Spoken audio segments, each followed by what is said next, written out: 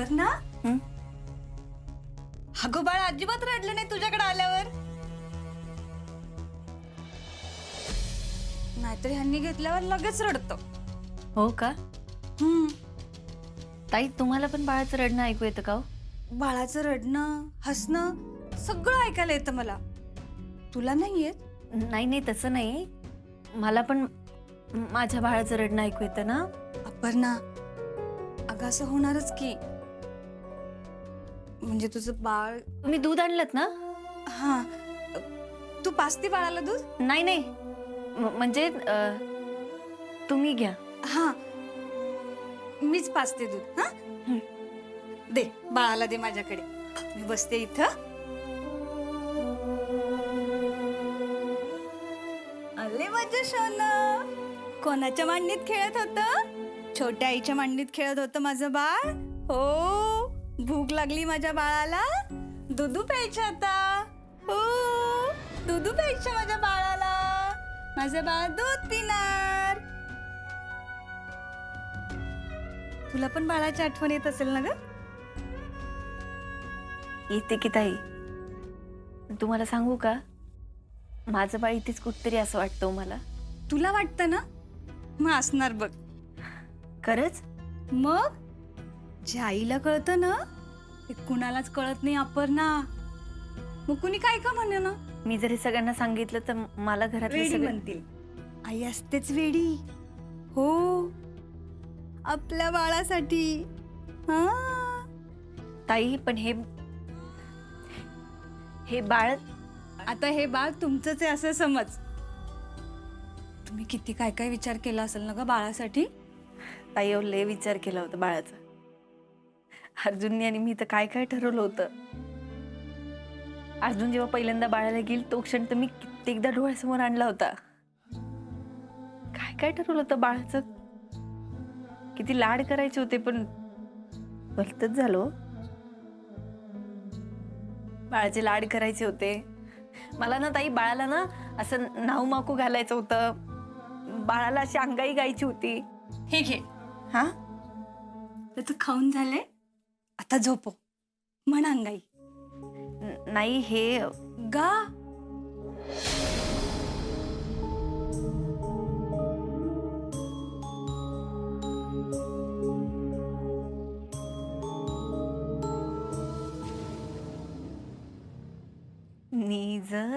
नीज माझ्या बाळा, तुझा आला रे चंदा मामा.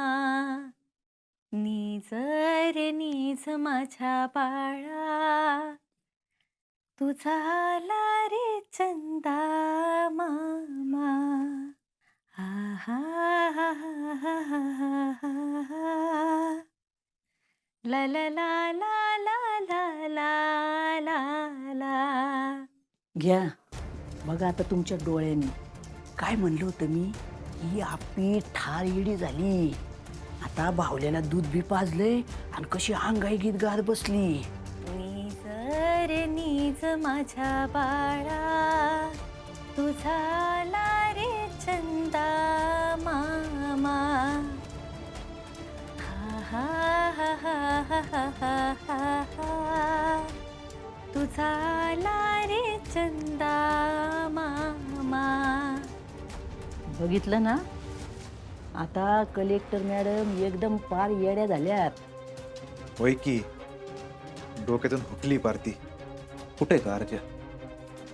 काल लय माझ्या अंगावर येत होता ना. आता येऊ दे त्याला, मग विचारतो त्याला हे काय म्हणून.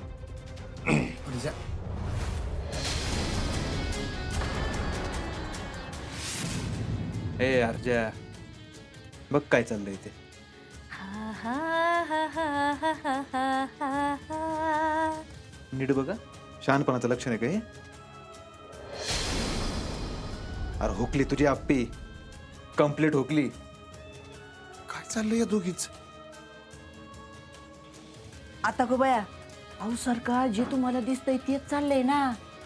आता एक काम करा, ह्या दोघींना बी मिळून येड्याच्या इस्पितळात भरती करा आता तुम्ही. म्हणे ओ मावशी, तुम्ही जरा गप बसा. ही रुपाली पण ना, मी बघतो. चला आपण सगळी चला. चला यांचं हे असं चालू राहणार आहे. नाश्ता करून घेऊ आपण.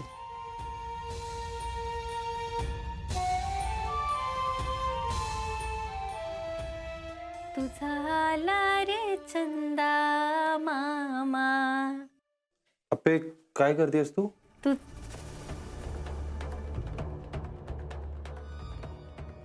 अरे काही नाही भाऊजी, अपर्णाला बाळाची आठवण येत होती ना, म्हणून मग मी बाळाला घेऊन आले. छान वाटलं आम्हाला. अपर्णा, तुला पण छान वाटलं ना?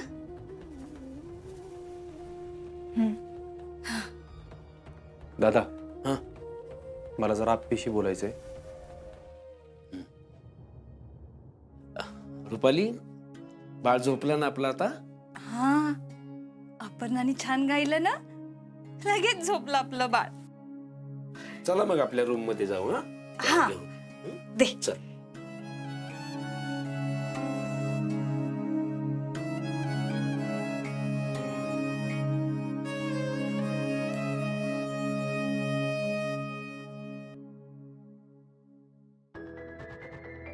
अप्पे काय करते तू?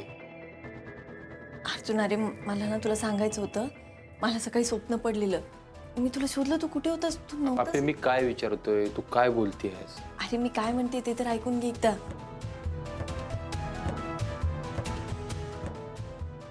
बोल बोल, मी ऐकतो, बोल. अर्जुन, अरे मला ना सकाळी स्वप्न पडलेलं. हॉलमध्ये ना आपलं बाळ खूप मोठमोठ्याने रडत होतं आणि मला त्याला दूध पाजायला जायचं होतं, पण मला मला जाताच येत नव्हतं. मी उठले ना, मी आजूबाजूला बघितलं, तू नव्हतास. तू कुठे गेला होतास अर्जुन? तू रात्रभर करत नव्हतास. हां, काय झालंय? काय नाही, तू आत्ता काय चिडलायस? मग सांग की मला. ह्या बाळाचा विषय माझ्या डोक्यातून जात नाही. तुला कसं सांगू आता? डोळे बंद केले ना, बाळाचा चेहरा आहे तो डोळ्यासमोर. पहिलं आठवतं ते शेत, मग आठवतो खड्डा, मग बाळाला दिलेली मूठ माती. मला अक्षरशः कळना काय करायचं ते. अजिबात कळत नाही मला काय करायचं ते. असं पहिल्यांदा होत आहे. दोघांना दोन वेगवेगळ्या गोष्टी वाटतात. हेच अप्पे, मला ह्याचा जास्त त्रास होतोय. अर्जुन, अरे माझं ऐकून तर घे. मी काय मला माहिती तू काय बोलणार आहेस ते. अर्जुन, मी हे सगळं ठरवून नाही करत आहे. खरंच मी ऑफिसला जाण्यासाठी तयार होत होते अर्जुन. तेवढ्यात ताईनं त्यांच्या त्या भावलीला घेऊन आल्या. त्यानंतर त्या जे काही बोलल्या ना अर्जुन, मला खरंच त्या क्षणाला असं वाटलं की ते खरंच त्यांचं बाळ आहे. ती भावली वाटलीच नाही, मला बाळ वाटायला लागलं. अप्पे बास कर, तुला कधी कळणार आहे आपलं बाळ गेलंय ते?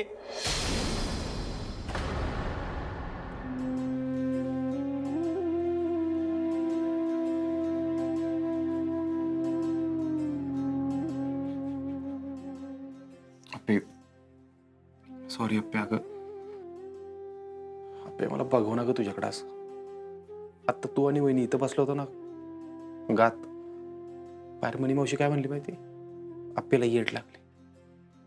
आणि अप्पे तुझ्याकडे बघून पण तसं वाटत होता. मी घेईन काळजी. काळजीच नाही अप्पे. काय तू पहिला बाळाचा विषय सोडून दे ना. अर्जुन, अरे असं कसं? मी बाळाला 9 महिने पोटात वाढवलंय अर्जुन. किमान तू आपल्या बाळाला हातात तरी घेतलंस रे. मी तर फक्त बाळाचा जन्म झाला तेव्हा बाळाचा आवाज ऐकलाय आणि नंतर मला कळलं की आपलं बाळ सोडून गेलंय आपल्याला. मला काय काय करायचं सगळं अर्धवट राहिलंय अर्जुन. मला जवळ घ्यायचं होतं बाळाला, मला प्रेम करायचं होतं, आईचं प्रेम द्यायचं होतं, मला काय काय करायचं होतं, पण माझ्या वाट्याला काहीच आलं नाहीये. कसं पण तू सोडून दे हे. आणि आता हेच कळतंय मला अप्पे,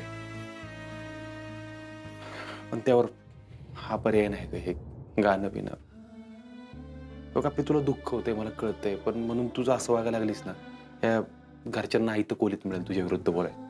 तुला तेच सांगते अर्जुन. मी कसं सांगू, मला नाही कळते. मी हे सगळं ठरवून नाही करते. खरंच मी खरंच ठरवून नाही करते अर्जुन. मला बाळाचा आवाज आला ना की मी आपोआप त्या आवाजाकडे ओढल्या जाते. मी कसं सांगू? मी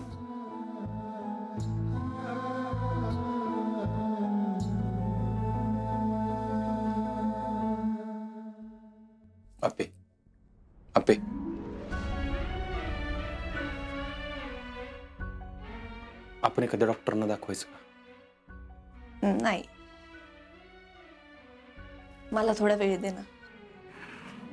ठीक आहे, तू वेळ घे, तुला पाहिजे तेवढं. मला पण कळतंय आप्पे, शेवटी आई आणि बाळाचा प्रश्न आहे.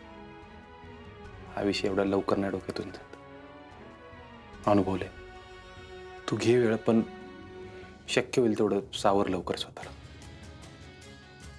हे बघ, तुला कोणी येडं म्हणलेलं मला नाही सहन होणार. सॉरी,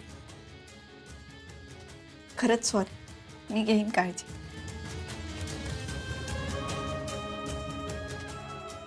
मी तुला वचन देते अर्जुन, मी खरंच काळजी घेईल. आणि मी असं काहीच वागणार नाही जेणेकरून माझ्याविषयी काहीतरी भलत असेल तर बोलते.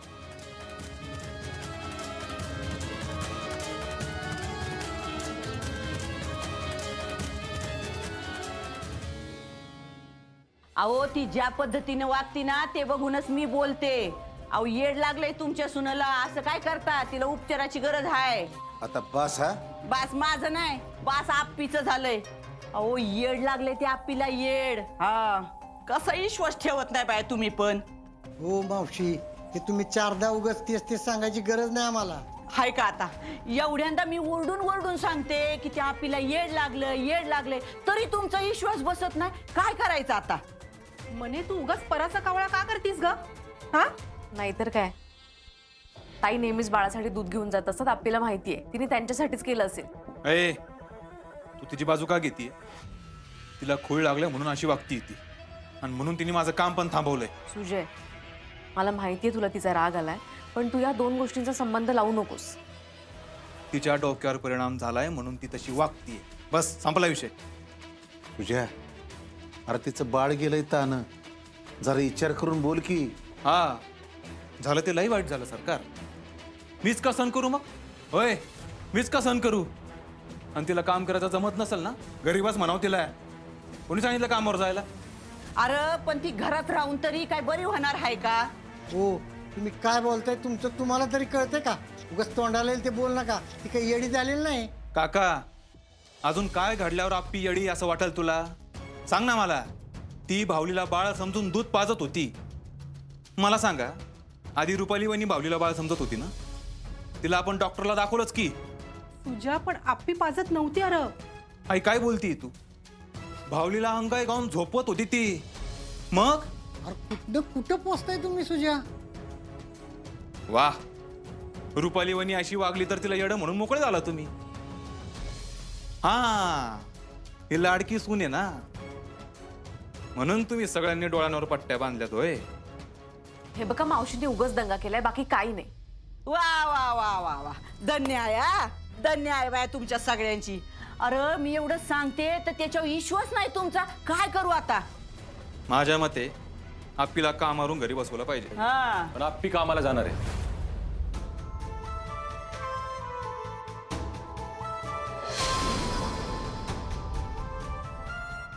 हे वे सारजा, अरे असंच पाहिजे. अप्पे बाळा, अगं तू लेक आहेस माझी, अजिबात घाबरू नको. हा, नाही बाबा, मी नाही घाबरणार. आणि आप्पीनी कामाला जाऊ नये असं सुजा का म्हणतोय ते कळतंय आम्हाला. पण आप्पी व्यवस्थित आहे एकदम. आप्पी जाणार आहे कामाला. अरे अर्ज्या, तू तरी भ्रमात राहू नको. त्यानं तुला पश्चातापच होणार आहे. माझ्या आप्पीवर माझा पूर्णपणे विश्वास आहे.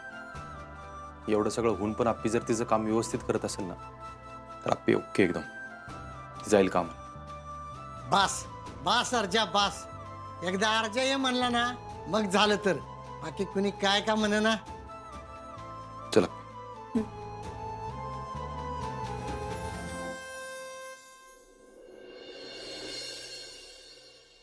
मला माहितीये, उद्या एकदा का घरात शांती झाली ना की घरातल्या सगळ्या अडचणी दूर होतील बघा.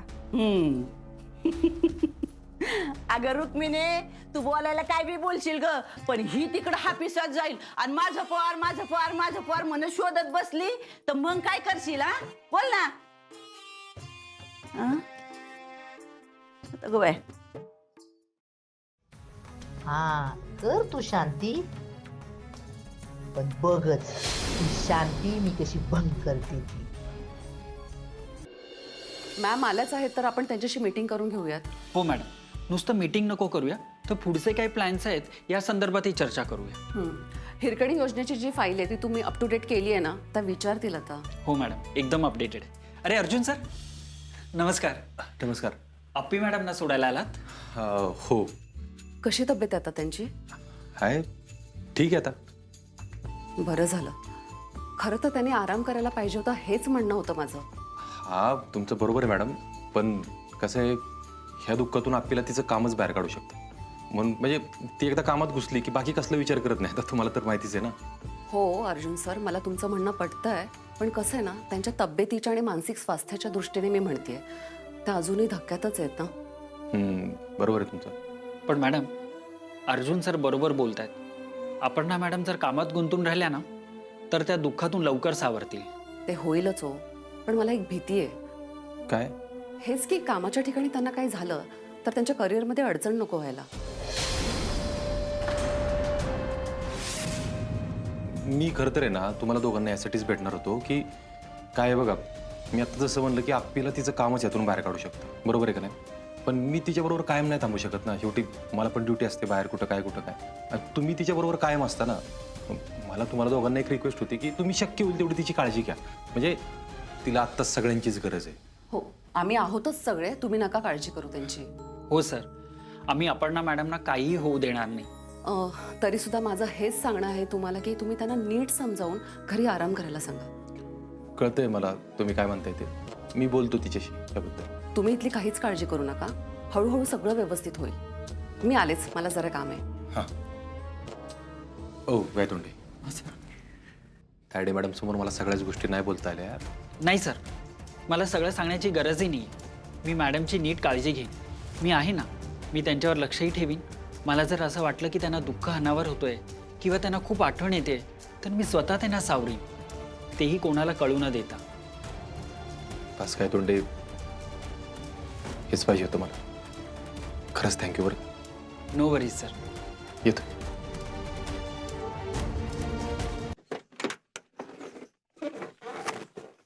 अय काय सुजयराव, माझे आमदार, माझे बिल्डर आणि आजी शेतकरी, आता कुठलं पीक घेणार शेतात?